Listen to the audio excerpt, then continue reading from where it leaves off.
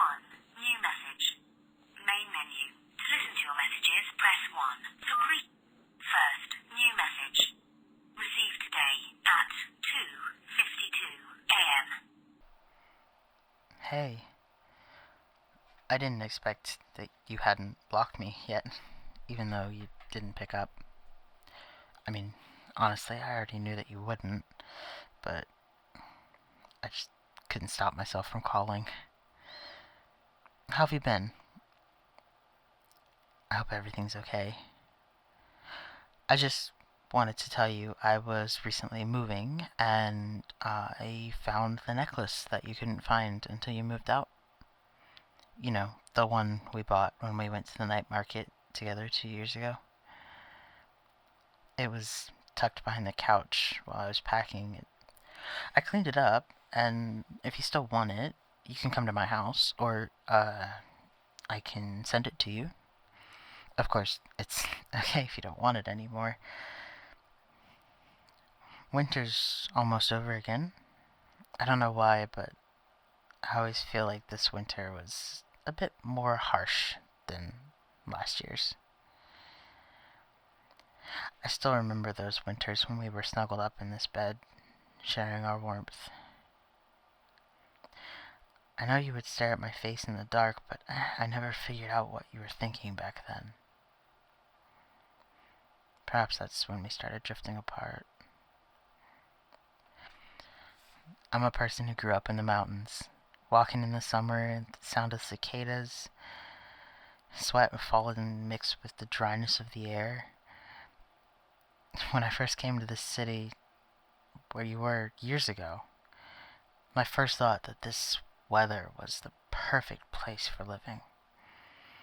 There's no sticky, humid air, no breathless, stuffy feeling. But I never imagined I'd stay this long. Stay until you left, and I'm still here. Alone. I never learned to ride a bike. Where I'm from, a bike is a useless tool. That's why I didn't learn it till after I came here. It's a difficult thing for someone with a weak sense of balance. I just kept falling down and getting up, falling down and getting up on the seaside bike path. It's kind of funny when I think about it. Kind of reminds me of when I was trying to learn how to walk as a baby. I bet you must have been watching my struggling, stupid face from the shadows for a long time.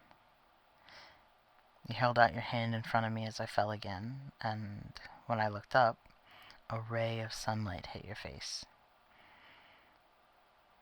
It must have been really cliché to say this, but you really did look like an angel at that moment. And my angel pulled me up off the ground and taught me how to ride a bike.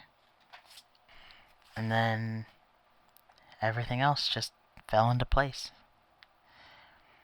We exchanged numbers, started dating, and then moved in together, kissing and making love in this small room. And I finally learned how to ride a bike. That trip to the night market 2 years ago was our first date. Terrible choice, huh? I don't know what was going through my head at the time. I actually regretted it as soon as we got there. But you laughed so freely. Looking at your smile, I was relieved. You picked up that necklace at the stall.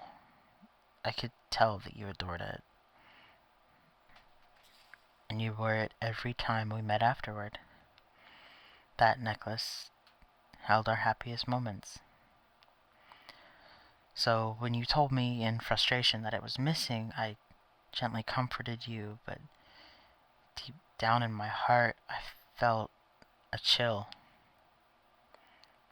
I deliberately ignored it. I guess there are always rough patches in the road between lovers, aren't there? We fought many times, big and small, and always made up in the end. But the reality I've been avoiding crushed me when you said we better break up.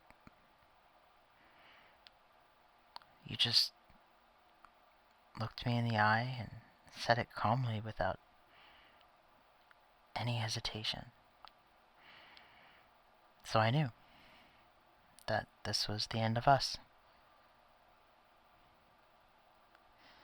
How long has it been since we've spoken? 6 months, right? After you left, I told myself to move on.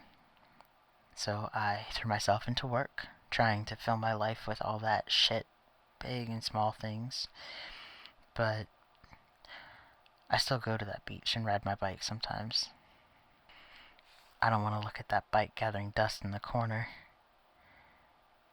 Not when you're the one who taught me. I'm not going to ask you for anything, because I understand very well that this is the best that can happen between us.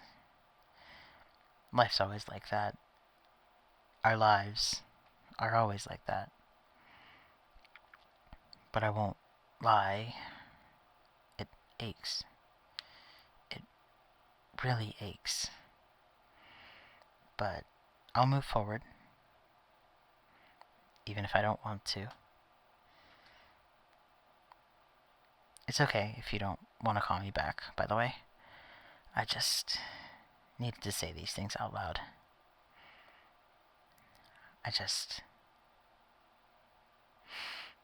I miss you. I miss you so much.